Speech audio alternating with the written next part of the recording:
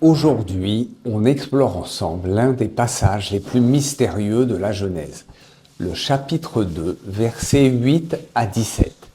C'est le moment où Dieu plante un jardin à l'Orient, en Éden, et y place l'homme. Un jardin parfait, un fleuve qui se divise en 4 bras, des arbres magnifiques et surtout 2 arbres centraux, l'arbre de la vie et l'arbre de la connaissance du bien et du mal. Et là, Dieu donne un seul ordre. Tu peux manger de tous les arbres, sauf de celui-là, car le jour où tu en mangeras, tu mourras. Ce texte est fascinant parce qu'il parle de liberté, de choix, de tentation et de ce moment où l'humanité découvre la responsabilité. Pourquoi Dieu aurait-il placé un arbre interdit dans un jardin parfait? Qu'est-ce que cela nous dit sur la liberté humaine? Et surtout, qu'est-ce que cela révèle sur la relation entre Dieu et l'homme? Aujourd'hui, on va regarder tout cela à travers 3 regards, celui du judaïsme, du christianisme et de l'islam. Avant d'écouter ce qu'en disent les philosophes de Spinoza à Sartre. Genèse, chapitre 2, versets 8 à 17. Et l'Éternel Dieu planta un jardin en Éden, à l'Orient, et y plaça l'homme qu'il avait formé. L'Éternel Dieu fit pousser du sol toute espèce d'arbres, agréables à voir et bons à manger. L'arbre de la vie était au milieu du jardin, ainsi que l'arbre de la connaissance du bien et du mal. Un fleuve sortait d'Éden pour arroser le jardin, et de là, il se divisait en 4 bras. Le nom du premier est Pishon. C'est celui qui entoure tout le pays de Havila, où l'on trouve l'or. L'or de ce pays est pur. On y trouve aussi le bédélium et la pierre d'onyx. Le nom du second fleuve est Gihon. C'est celui qui entoure tout le pays de Cush. Le nom du 3e fleuve est Tigre. Il coule à l'orient d'Assyrie. Le 4e fleuve, c'est l'Euphrate. L'Éternel Dieu prit l'homme et le plaça dans le jardin d'Éden, pour le cultiver et le garder. Et l'Éternel Dieu donna cet ordre à l'homme. Tu peux manger de tous les arbres du jardin, mais de l'arbre de la connaissance du bien et du mal, tu ne mangeras pas, car le jour où tu en mangeras, tu mourras. Voilà un texte simple en apparence, mais qui cache une immense complexité. Dans la tradition juive, ce passage parle avant tout d'harmonie. Le Gan Eden est un lieu parfait, physique et spirituel à la fois. L'homme y vit en paix, en lien direct avec Dieu et la nature. Mais c'est un peu comme si Dieu disait « Je t'ai offert un monde parfait, à toi de le préserver ». Ou comme un parent qui confie à son enfant un objet précieux pour qu'il en prenne soin. Le judaïsme insiste ici sur la responsabilité. L'homme n'est pas seulement un spectateur, mais un gardien du monde. Et ça résonne encore aujourd'hui, jusque dans les débats modernes sur l'écologie et la préservation de la planète. Mais il y a aussi une autre dimension, celle du choix. Le Midrash explique que l'interdiction de manger le fruit n'est pas une punition, c'est un test moral. Dieu donne à l'homme la possibilité d'obéir ou de désobéir, autrement dit d'exercer son libre arbitre. Et les rabbins disent souvent, ce n'est pas la faute qui compte le plus, c'est ce qu'on en apprend. La désobéissance d'Adam et Ève dans cette lecture n'est pas la fin, mais le début de l'apprentissage moral. Comme un enfant qui désobéit pour la première fois et qui découvre ce qu'est la responsabilité. Ce n'est pas agréable, mais c'est le point de départ de la maturité. Dans la lecture chrétienne, ce passage devient un tournant majeur. C'est le moment où l'humanité passe de l'innocence à la conscience. Et ce passage sera plus tard appelé le péché originel. L'arbre de la connaissance, ici, symbolise la liberté humaine. Dieu n'impose pas l'obéissance, il laisse la possibilité de dire non. Et ce non marque la chute de l'homme. Saint Augustin dira, le mal n'est pas dans le fruit, il est dans la désobéissance. Ce n'est pas le geste qui est grave, mais la rupture de confiance entre l'homme et Dieu. Et pour Augustin, cette rupture se transmet à toute l'humanité. Nous héritons de cette séparation. Mais, et c'est l'essentiel, le christianisme ajoute un deuxième acte, la rédemption. Parce que si Adam et Ève ont introduit la désobéissance, Jésus, lui, vient rétablir la relation. Il est le nouvel Adam, celui qui, par l'amour et le sacrifice, répare la chute. C'est un peu comme si, après une trahison, quelqu'un venait réparer le lien en offrant sa propre vie pour le rétablir. Le pardon devient plus grand que la faute. Dans l'islam, la lecture est très différente. Le Coran raconte aussi l'histoire d'Adam et Ève. Mais ici, il n'y a pas de péché originel.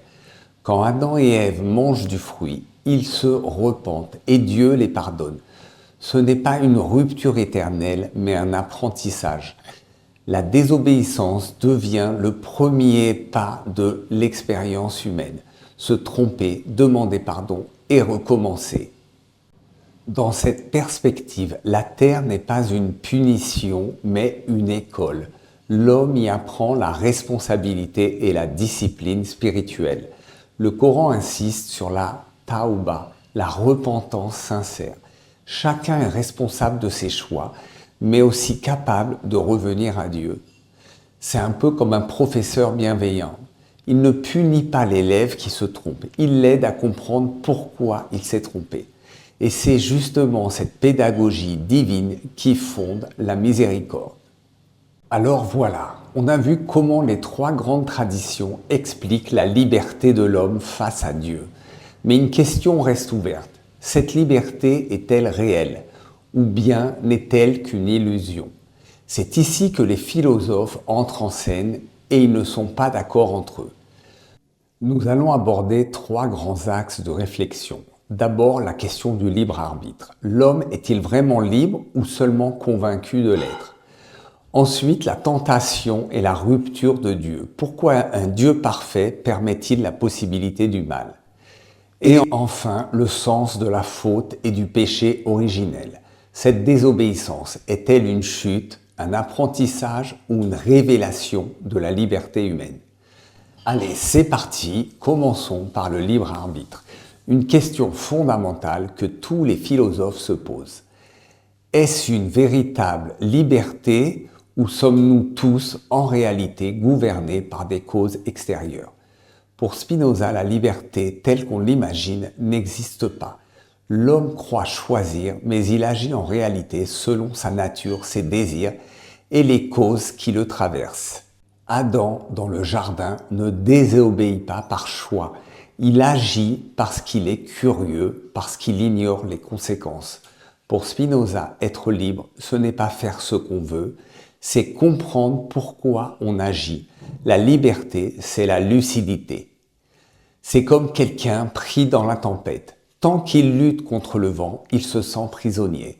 Mais dès qu'il comprend les courants, il peut ajuster sa voile. C'est cette compréhension, pas la rébellion, qui rend libre. Kant, lui, dit l'inverse. Oui, l'homme est libre, mais seulement s'il agit moralement.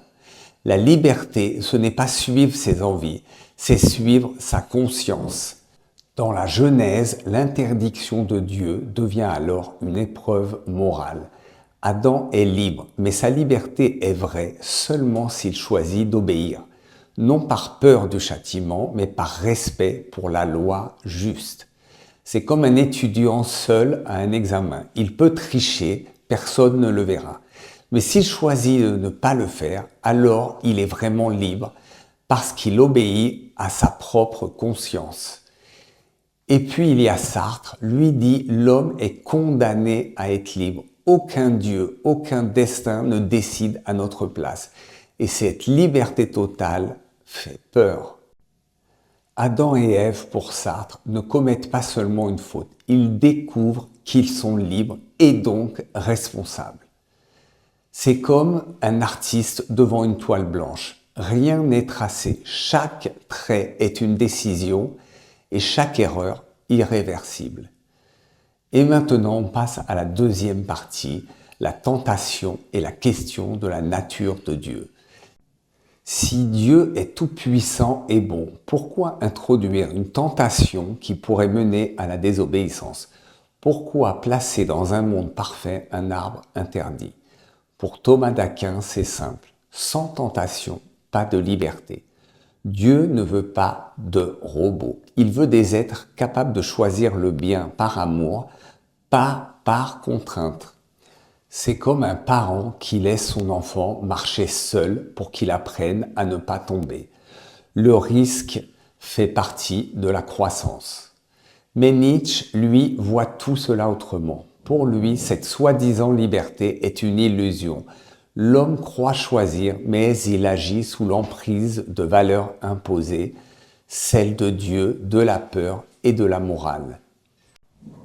Et le serpent devient, dans cette lecture, celui qui libère l'homme, pas celui qui le trompe. Comme un adolescent qui remet en question les règles familiales, non pas pour désobéir, mais pour découvrir sa propre vérité. Alors, la tentation est-elle un piège divin ou un appel à la conscience? Maintenant, on passe à la troisième partie, la tentation et le péché originel. Pourquoi cette désobéissance a-t-elle un tel impact dans certaines traditions et comment cette chute façonne-t-elle la condition humaine? Dans le christianisme, la désobéissance d'Adam et Ève introduit le péché originel. C'est la rupture du lien avec Dieu. L'humanité découvre la honte, la culpabilité, la séparation. C'est comme une confiance trahie. Un seul geste et tout change. Il faut du temps, du pardon pour retrouver l'harmonie. Mais dans l'islam, c'est tout autre chose. Adam et Ève chutent, oui, mais ils se repentent et Dieu les pardonne. Leur erreur n'est pas une malédiction, mais un apprentissage. C'est comme un élève qui échoue un examen et qu'on invite à recommencer. Pas pour le punir, mais pour le faire progresser. Et pour Sartre, encore une fois, cette chute est fondatrice.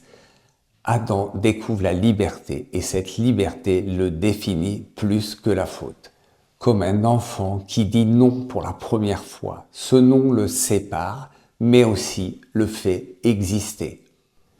Alors, ce passage de la Genèse pose une question immense. Pourquoi Dieu offre-t-il une liberté qui peut détruire? Pourquoi un monde parfait contient-il la possibilité de la désobéissance?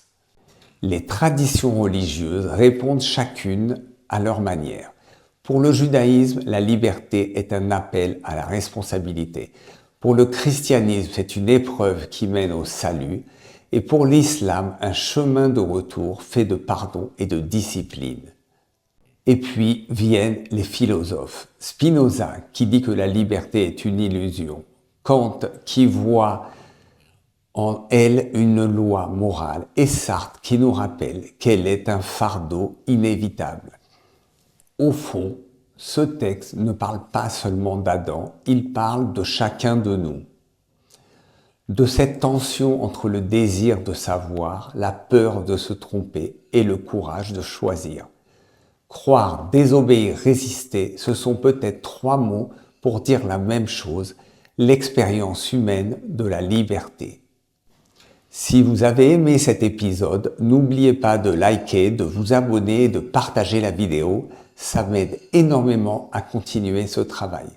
À bientôt.